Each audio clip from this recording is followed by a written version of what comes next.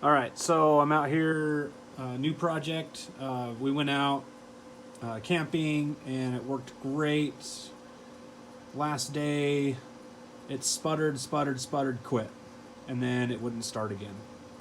So what I was easily able to determine was it was no longer getting spark, and so I just kind of had to give up, and we packed it up and brought it home. So now I've got it back in the garage, and what's happened is you've got the wires, coming out of the stator, and they became really brittle. And what I noticed is when I was kind of pulling on them, they were like it was like elasticy, and so that obviously means that the wire inside the sheathing is broken.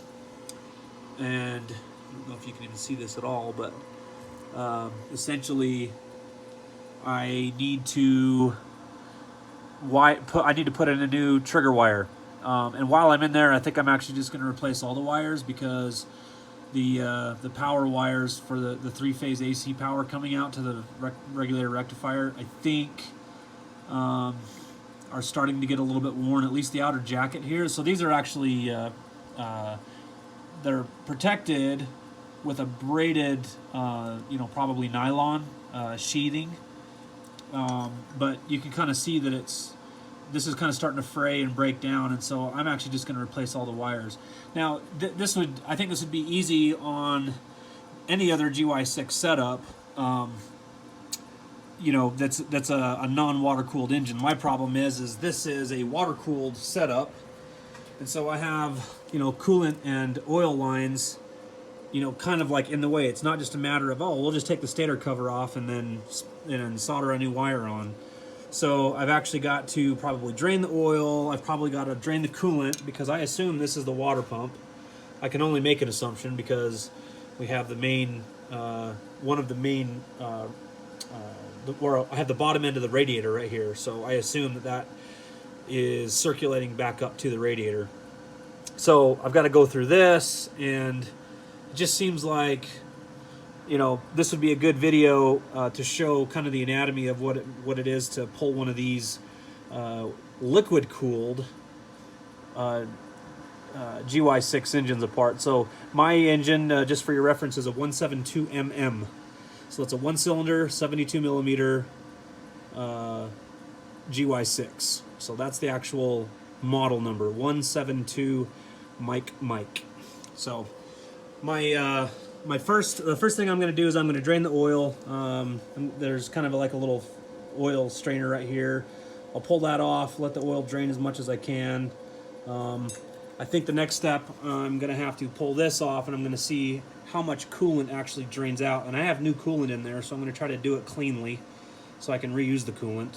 And then once I do that, I think I've got to figure out a way to get these hard lines out of the way.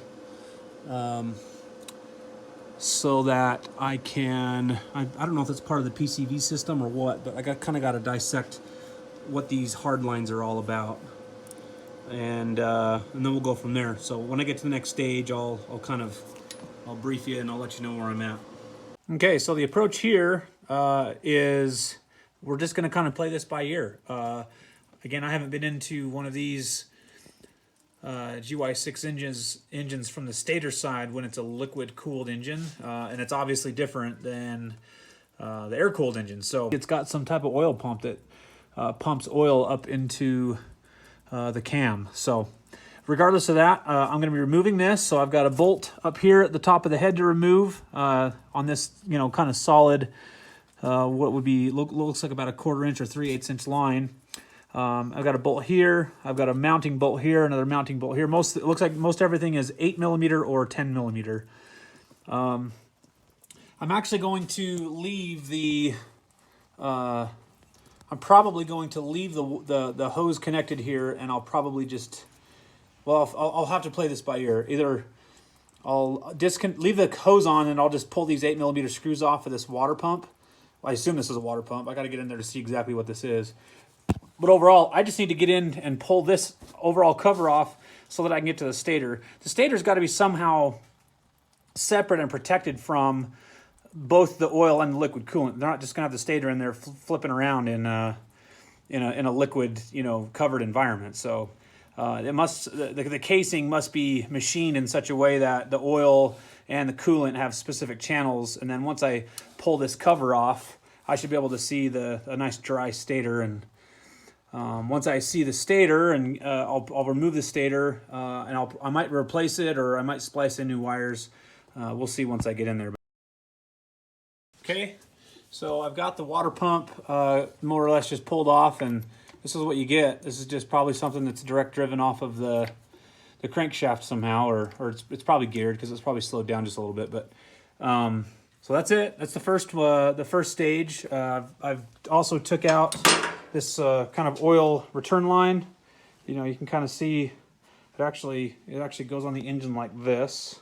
So I've got a bolt up top near the cam, you know, right in the middle towards the top of the case, and then this goes around to the very front, right below the starter.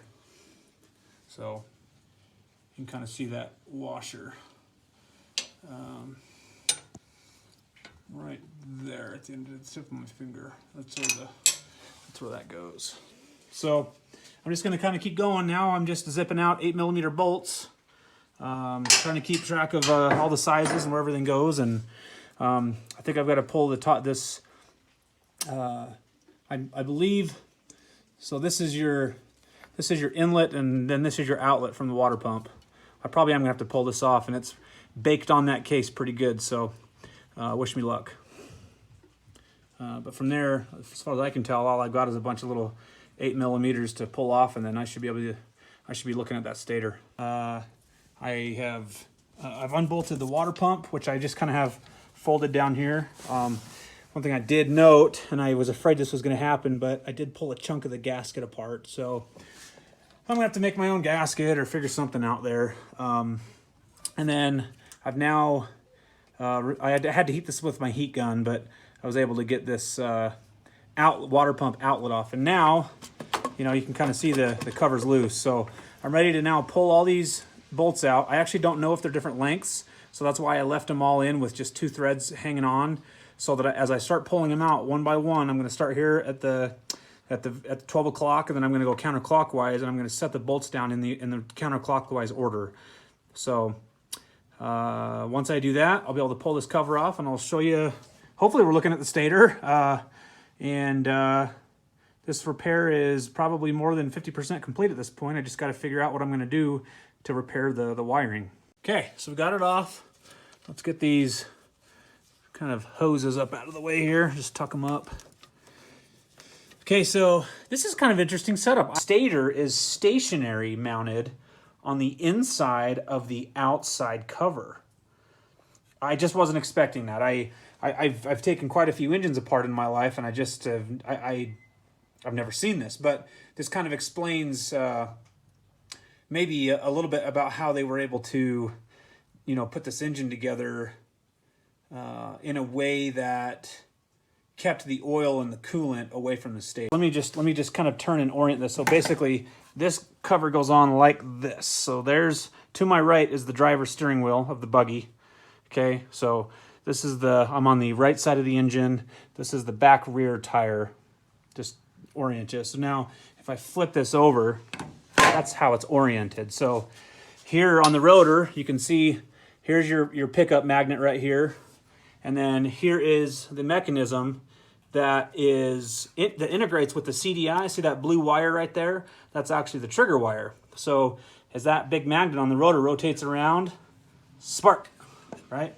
Spark, spark. It basically tells the CDI when it's time to spark. So what I'm going to do is, while I have this apart, and these aren't actually that expensive, is I'm probably just going to pull the entire stator out of this case, and I'm just going to find a replacement for it, rather than deal with kind of a horse's ass, you know, wire splicing in there. I'm gonna try to do one better. So I'm gonna just remove those 3 bolts, and it looks like this is some kind of this holds the wire down in there in place. So I'll have to remove those 2 bolts, and then these 3 8mm, and then the stator's free. One thing I did want to mention is, so starting clockwise, excuse me, counterclockwise, looking at the very top centermost bolt, so right above the middle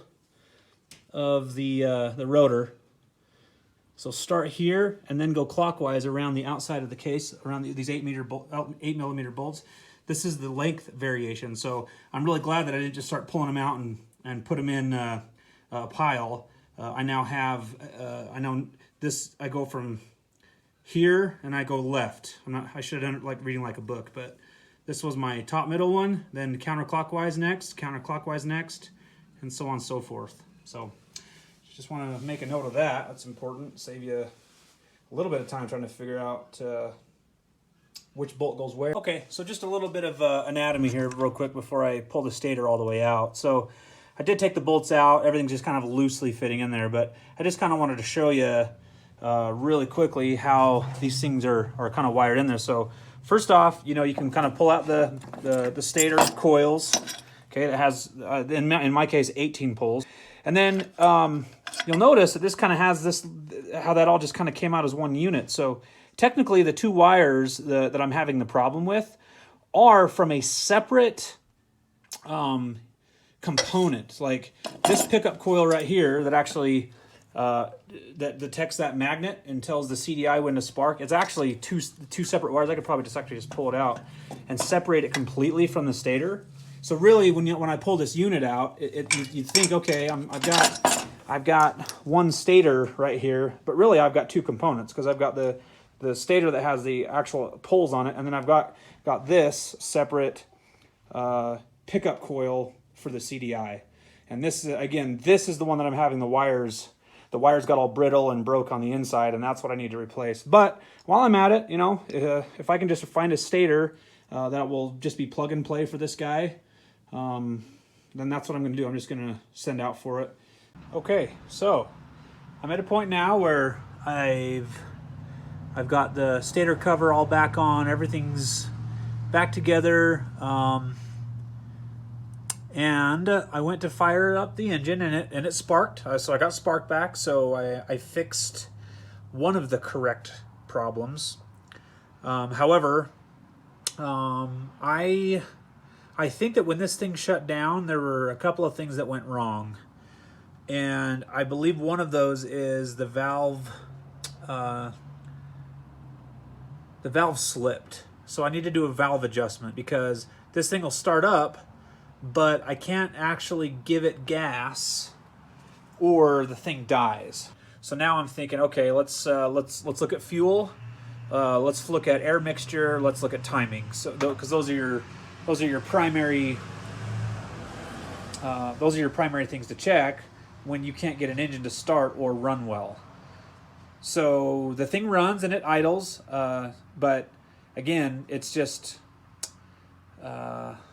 you can't rev it. This thing is not drivable even though it idles, and it seems to idle actually pretty strong. So okay, so now to the point of the video. What I'm actually doing is, fortunately on these GY6 engines, and I think on their Honda clones and all that, you see this little hole right here? I can actually see into my stator. I can see onto the magneto, the magnet in there. And right on the very top, and this is actually convenient, but it's inconvenient, but on the top of the magnet there, you have your timing marks, not on the side. That's why you have to, there's no way I can even attempt to show this on camera, but well, I actually have the T, or it's like a timing mark, very top dead center, and I validated that by putting a screwdriver into my spark plug, and it's on the other side.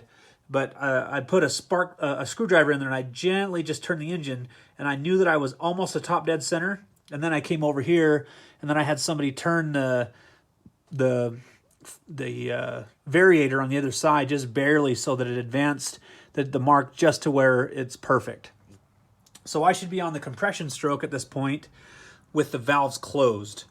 And so with that said, in these GY6 engines, it's actually pretty cool. They make it possible to do an external valve adjustment without taking the head off.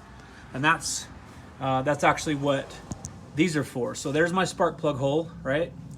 And then right here, these the one on the left is the intake and the one on the right is the exhaust, if I don't have those mixed up. And then you can see, if you look closely, I'll try to like, okay, that light's better. If you can kind of see, I actually put a magic marker, a dot, where my valves are right now. Basically what I'm gonna do is I'm gonna loosen these two 8mm bolts, and then I'm going to push these in towards each other, and because that's where they're gonna be loose. And then I'm gonna go back until they're tight, or until it hits the top of the valve. And you actually can feel it. You can hear it clank, clank, clank, until it hits the top of the valve. And then I'm going to back it off one or two of these marks. And so I just need to go validate which two marks, and I'll put it on the screen right now, what I end up adjusting it at. But right now I'm showing 80 psi compression. Now, some of you who are familiar are going to say, "Wow, that is terrible. Dude, you should have like 135 psi." And that's true. However, with this engine, when I first bought this thing, I was able to, I originally had about 15 psi compression, and that's why the previous owner just gave up on it. But with a quick valve adjustment like I did here, I got it all the way up to 90 psi, and the thing actually ran pretty well. So I didn't really put a lot more effort into it. I thought maybe I had a little bit of leakage on my my compression tester or something. Maybe it was actually 110 or 120, but certainly not 90. But either way, the thing has actually run really well this entire year. It's actually performed really well with the gauge indicating 90 psi. And on this gauge, this is a Pittsburgh gauge that you can get from Harbor Freight. You know, 90 is at the very bottom end of the green. And I realize that's not a one-size-fits-all, but for the most part, when you have an internal combustion engine, you want to be somewhere around 120, 135 psi. That's how you know that you don't need new piston rings and that your valves are timed, the engine's timed correctly, and that your valves are closing and seating properly. So on your compression stroke, you don't have any loss of energy going out your exhaust or your intake. So with that said, I'm going to go ahead and loose those 8mm bolts. I'm going to go and validate how many marks I should back off. And then we'll do a new compression test and then see if I've improved at all up from 80, because that's where I'm at right now. Okay, so I actually had to go back and turn it around again because I was actually starting the intake stroke. So I had to go flip it around one more time so that I was at the top of the compression stroke. And the reason the way that I knew that I was on the wrong stroke is because these were still a little bit tight. Right, so when you're at top dead center, these things should actually move and slide around, towards each other fairly easily. So now I'm going to go and get the specs on what I should be adjusting it to, and then we'll redo our compression test and see what it does. Okay, so I went ahead and made that slight valve adjustment. I increased 10 psi, so I went from 80 psi back to 90 psi, which was basically my baseline from the time that I've owned this buggy. Okay, so to kind of sum up this little project, the project itself was successful, but it did not. I have a bigger issue that I need to address. So apparently, the last time I drove this, I was camping, and when it actually wouldn't start again, it sputtered and sputtered, and then finally just stopped, and then I couldn't get it going again. When I looked at the spark, it wouldn't spark, and so I was able to trace it down to that trigger unit that I have replaced. So that mission has been successful because I do have spark again. But apparently more bad things happened, which leads me to my next video coming up. I've also decided that I am going to replace the top end. So I have on its way a new cylinder, a new piston with piston rings, and valves and valve springs. So that is going to be my next video, so stay tuned.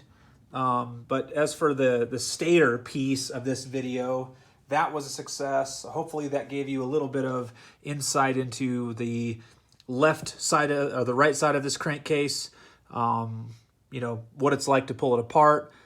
That's all she wrote on this one. Thanks for watching.